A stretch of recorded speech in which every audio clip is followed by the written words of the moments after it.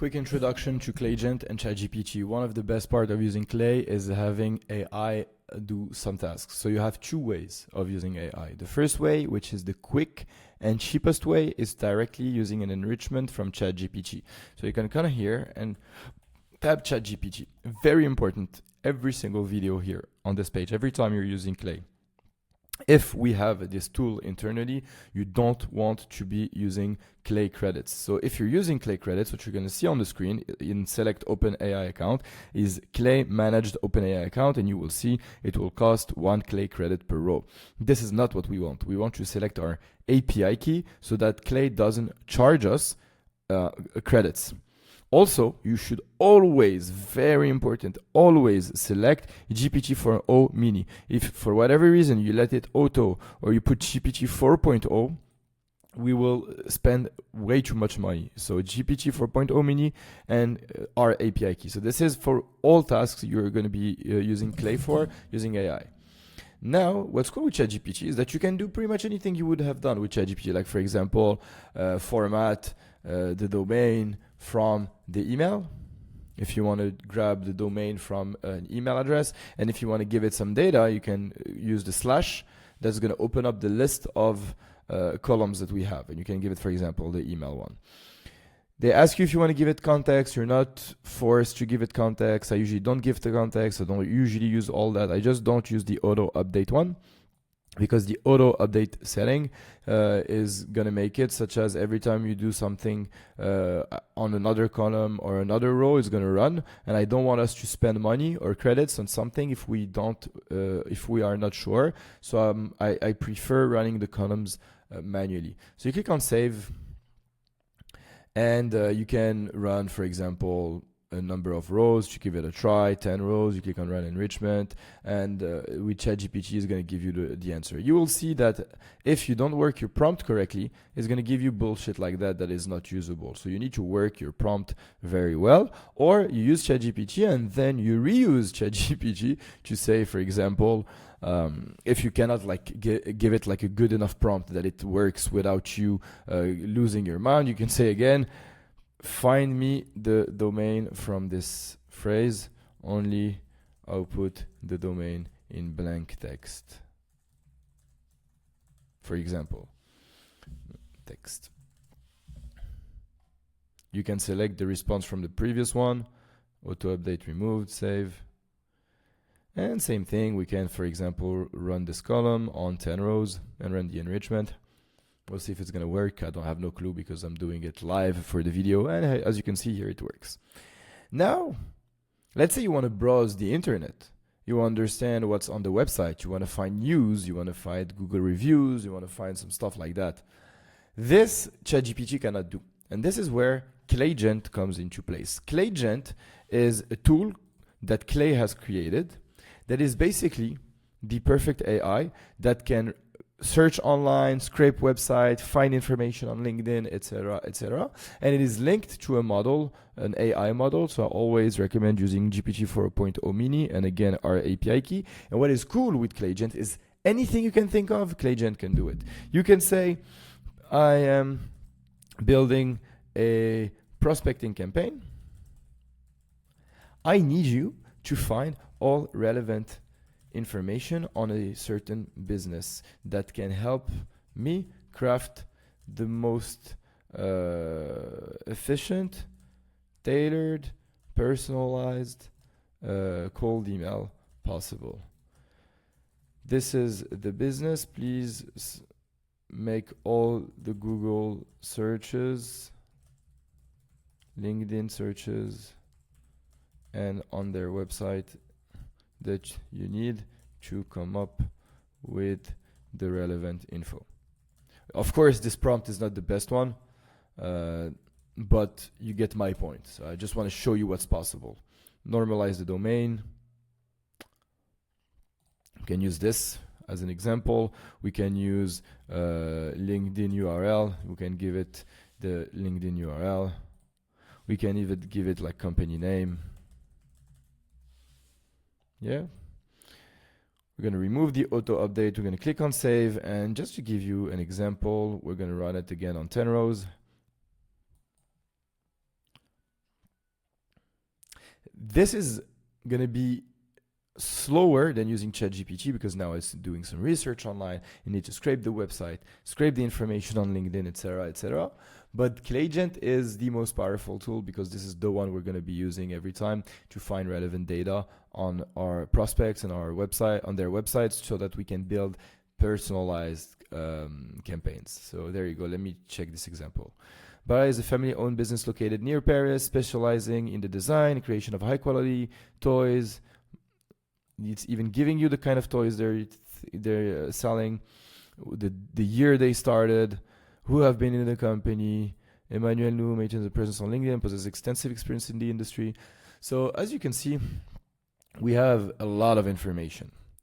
A good example here would be, for example, I don't use that, by the way, what I'm going to show you, because I don't think AI is ready yet to actually craft good enough cold emails. But let me show you what we could do. For example, we could add an enrichment and use, for example, this time Claude instead of ChatGPT. This is just another AI. We could use, for example, Claude Opus with the, or Haiku. I forgot which is the best one. I think it's Opus. I would say I am targeting this business with a cold email to try to convince them to get on a call with me to discuss Google Ads strategies to help them make more money. Based on the information I am going to give you, write a personalized, short but effective cold email to get them to agree to a call. So information about the business, I can give it like the information we just have. Can give it business website. We can give it the domain. The person's first name. We can give it the first name of the person we are reaching to, and we can even give it the person's LinkedIn URL. There you go. Simple prompt, nothing crazy. Click on save. Let's run it, for example, I don't know, let's run like 5 rows. So it's quick, just to see what you can come up with. So as you can see here, we have used a mix of ChatGPT, Claude, like all the AIs with our API keys and Claygent, so that we can gather as much information as possible, so that we have new columns with new information and then come up with like something very specific. Dear Eric, as the CEO of a leader in veterinary natural medicine, you have successfully expanded your company offering international business with a focus on reaching the So as you can see here, something interesting is happening. The email hasn't gone all the way through. So it's basically because it is limited by the number of tokens to use, the output length. So the maximum number of tokens to generate before stopping. Note that the model may stop before reaching this maximal. Defaults 250, maximum 4,000. The more tokens you require, the more expensive it is. So we don't care, but if you see that your AI is not performing well, it's not finishing its sentence, it's usually because of the token. So we're just gonna double that value, click on save settings, and we're gonna run it again for, and let me give it another constraint. Let's say, do not make it longer than 200 characters, for example. Just to see, because as you've seen, the response it gave us wasn't that good. We had like way too long emails. So let me check what it can do with this new constraint of 300 character and like a bigger token. So this is what we call stale data. It's not going to run because the column information has changed, but this has run already. So you need to click on it and say update stale data, run the cell. Even if it's going to tell you it's going to cost some credits, if you have selected our API key, it's not going to cost any credit. So you can click on this, and then you can manually click on that, or you can use again this on the first 5 rows and try to force it to run it. Hi, Olivier. Congrats on Aline at Oliver's B Corp certification. I'm impressed by your commitment to providing healthy, organic food. I specialize in Google strategies for sustainable businesses. Could we discuss how to expand your reach? Hey, hi Lee, I'm impressed by Amble Wine mission to make wine education fun and accessible. As a Google Ads expert, I believe I can help you get more customer and drive sales. Can we schedule a quick call to discuss there's So as you can see, it is very personalized. However, this is not a good cold email. There is no offer, no social proof. So this is why we need to use the AI with our understanding of the current landscape of cold email to create the perfect combination of personalization and a good cold email. So for example, instead of asking this AI to write the entire cold email, what we can do is just ask it to like write our first line. So I can say this, I can say, based on information I'm going to write a personalized first line to use in my cold email. And we can give it like maybe 50 characters. Do not make it longer than like 50 characters. Let's see if it's gonna work. We can run it on 5 rows. We're gonna have stale data again. Run the cell. I'm gonna force it to run. Hi Leah, I love Amble's Wine's mission to make wine fun.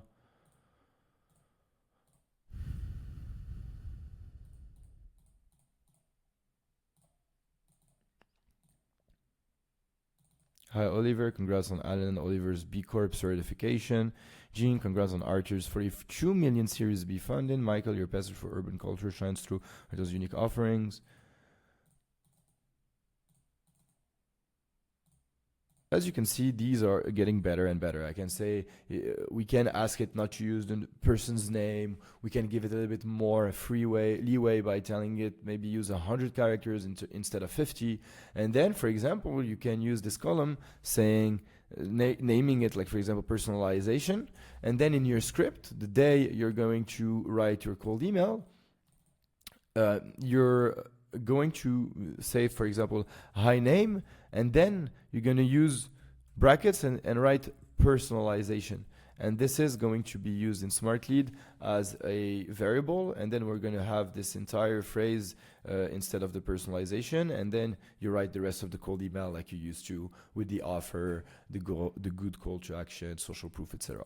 So this was a good introduction to how to use ChatGPT, Claude, and Claygent, basically, to build some personalization, find some more data points, and basically get better at cold email using Clay and all these other tools. I don't know if you're watching this as a training inside the company or a YouTube video, but if you have any questions, please feel free to send me a message or leave a comment below. I'll be happy to help.